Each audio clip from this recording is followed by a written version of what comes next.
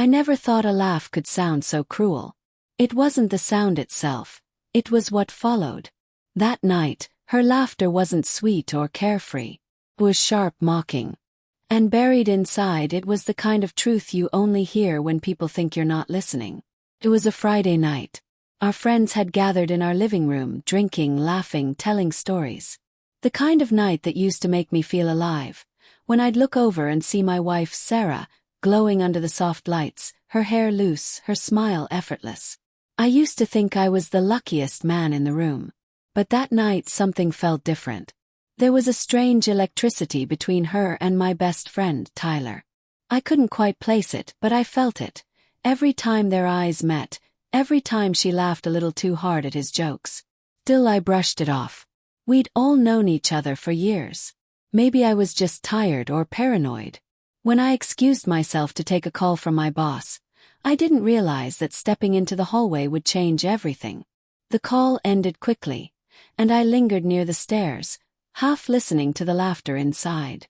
I was about to return when I heard Sarah's voice. Light, teasing, just loud enough to cut through the music. "Tyler tried to kiss me once, you know," she said, laughing. "Back when you were dating that blonde from accounting."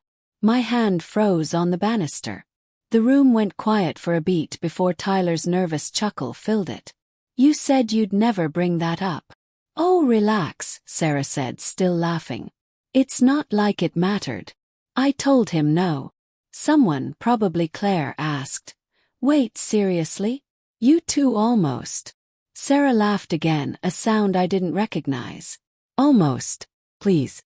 If I wanted to, I could have had him. I mean, even my husband's best friend tried me. That says something, right?" The laughter that followed was muffled by my heartbeat pounding in my ears. My stomach twisted. I didn't move. I didn't breathe. I just stood there in the shadow of the hallway, my world collapsing one cruel word at a time. Tyler tried her. And she thought it was funny. I don't remember how long I stood there before I walked back in. Everyone went quiet when they saw me. Sarah's face paled slightly, but she recovered fast. Too fast. "Babe," she said, forcing a smile. "You were gone forever. Everything okay?" I looked straight at Tyler. He couldn't even meet my eyes. "Yeah," I said slowly. "Everything's fine." But it wasn't. Not even close. That night, after everyone left, the silence was unbearable. Sarah tried to act normal, cleaning glasses, humming to herself, but I couldn't look at her the same way. The image of her laughing about my best friend trying to kiss her burned behind my eyes. Finally I said, "So, that story you told earlier." She froze. "What story?" "The one about Tyler." She turned, trying to sound casual. "Oh, come on, it was just a joke. We were all a little drunk." "Was it true?" Her lips parted. "What? Did he try to kiss you?" She hesitated for a fraction too long. "It was years ago, Daniel. It didn't mean anything."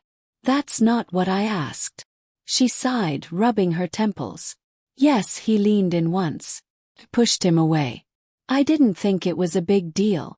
"Not a big deal," I repeated, my voice breaking slightly. "You didn't tell me. You just joked about it in front of everyone.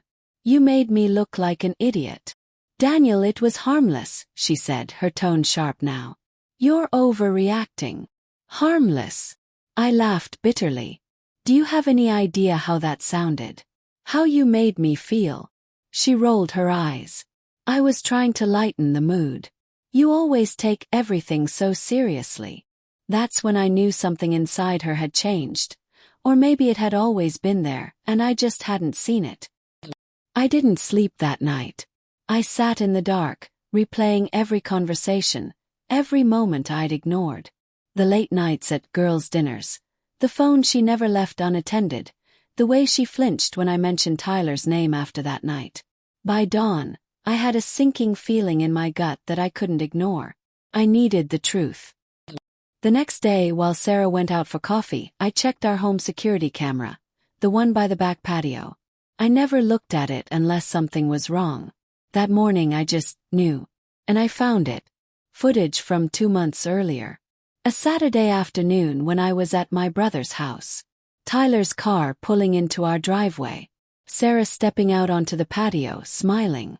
They talked for a few minutes. Then she leaned in, laughing, and he kissed her. She didn't push him away. Not this time. She kissed him back. I felt the air leave my lungs. My whole body went cold. For a moment I just sat there, staring at the screen, my heart breaking in silence. It wasn't the kind of pain that made you cry.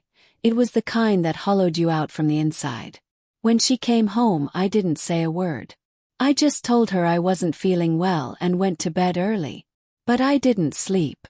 I waited until she was asleep beside me, her breathing slow and even, before I got up and started gathering evidence. Screenshots, camera footage, text backups. By sunrise I had everything I needed. And by Monday morning I had filed for divorce. When Sarah got served, she came home furious.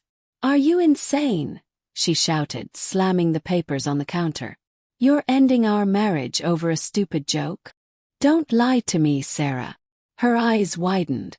"What are you talking about?" I opened my phone and played the footage.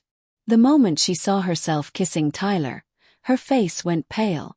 She covered her mouth, whispering, "Oh my God." I just watched her, calm, detached, numb. "I trusted you," I said quietly. "You could have told me. You could have been honest. But instead you joked about it. In front of everyone." Tears filled her eyes. "It wasn't what it looked like. He kissed me first." I panicked. "You kissed him back," I said, my voice flat. "I saw it." She broke down then, sobbing, clutching my arm. "Please, Daniel, it was a mistake. I didn't want to ruin what we have. I love you." But I couldn't feel anything anymore. Not anger, not love. Just exhaustion. "You already did," I said softly. I walked away as she collapsed to the floor, her cries echoing through the house that used to feel like home. The weeks that followed were a blur of paperwork, cold silence, and unanswered calls from Tyler. I blocked him, of course. There was nothing left to say. Mutual friends tried to get involved, saying things like, "Maybe you can work through this," or "Don't throw away years together over one mistake." But they didn't hear what I heard. They didn't see what I saw. It wasn't just the kiss. It was the way she laughed about it. The way she humiliated me without a shred of guilt. That laughter had done more damage than the betrayal itself. 2 months later, the divorce was finalized. Sarah moved in with her sister. Tyler lost his fiancée when she found out what happened. I heard he tried to reach out to me through a mutual friend, but I ignored it. Sometimes at night, I'd still hear her laughter in my head. The cruel, careless kind that once made me believe she was happy. One evening I ran into her at a grocery store. She looked thinner, tired. She smiled sadly when our eyes met. "Hi, Daniel," she said softly. I nodded, keeping my distance. "Sarah, I just wanted to say I'm sorry," she murmured. "For everything." I studied her face. The same woman I'd once built a life around now looked like a stranger. "I know," I said quietly. "But sorry doesn't fix what you broke." Her eyes filled with tears. "Do you ever think about us?" I took a breath, steadying myself. "Every day," I admitted. "But not because I miss you. Because I'm trying to understand how I missed the signs." And with that I walked away. It's been a year now. The house is quieter, emptier, but peaceful. I still see Tyler sometimes, in memories I wish I could erase. The way we used to laugh, play basketball, talk about life and love.